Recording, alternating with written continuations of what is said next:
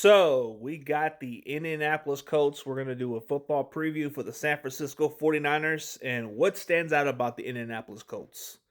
Jonathan Taylor, one of the best running backs in the game. The Colts are pretty much relying on him. So I think he's really a damn good running back. He's somebody you have to slow down. Phillip Rivers, even though he's been out of the game for 5 years, last week against Seattle, he might have shaken the rust a little bit. Expect a much better Phillip Rivers in this matchup. I think their offense with Tyler Warren, the tight end, he's been a pretty good, solid tight end for them as a rookie. Pretty impressive. He's been very reliable for them. The wide receivers, I like Alec Pierce. He's one of those guys. Like, when given opportunities and targets, this guy can deliver. I think he's a guy who could fit into Kyle Shanahan's offense if we were to get him this upcoming in free agency. But that's a topic for another day. They got Michael Pittman Jr., who to me is a really good receiver for them. Josh Downs, pretty solid. I mean, you look at their entire offense, they are number 2 in total offense from my understanding. But suffering a quarterback injury with Daniel Jones off and dealing with other issues, that could be a different change of what we see from this matchup. Don't be fooled what you saw in Seattle's game. Maybe you might see a far better, efficient offense. So hopefully we get our hands full on these guys. But what needs to happen for the San Francisco 49ers to really stand out? When you look at their defense, they're pretty depleted right now. But they're not bad. They are a bend don't break defense so far. No DeForest Buckner, no problem. They were close against the Seahawks. No Travaris Ward, no Sauce Gardner. That kind of hurt them a little bit, but they were still in this game. So don't be fooled otherwise. What can we do to take advantage of these matchups? What we saw with Seattle, Jackson Smith and Jigba, you just got to see how that matchup with Seattle. They were able to get him the ball more. So we got to feed our best players.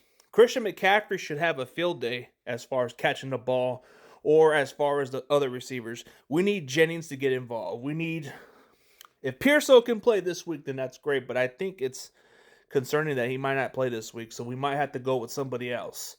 Maybe Kendrick Bourne can have a ball game.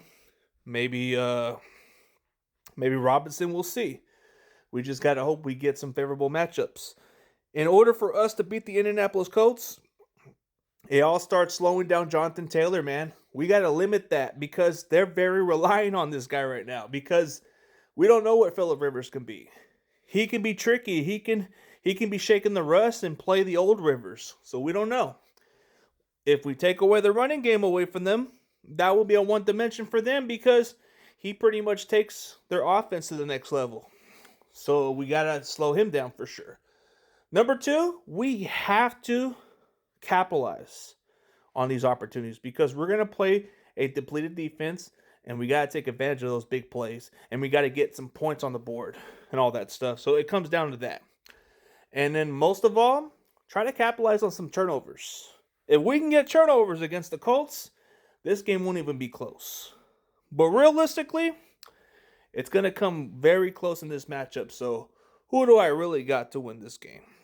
Honestly, as a 49ers fan, I expect it to be a pretty good game. Like before the Daniel Jones injury, maybe I had a different opinion. But since they are already having an issue at quarterback and other issues, my opinion has changed with the score prediction. So I'm going to go with the San Francisco 49ers 30, Indianapolis Colts 23. It's going to be a pretty close game. I think Niners are going to definitely take care of business, and they're going to go from here. So that's all I got to say, bro. But hey, it is what it is. That's pretty much how I look at it, man.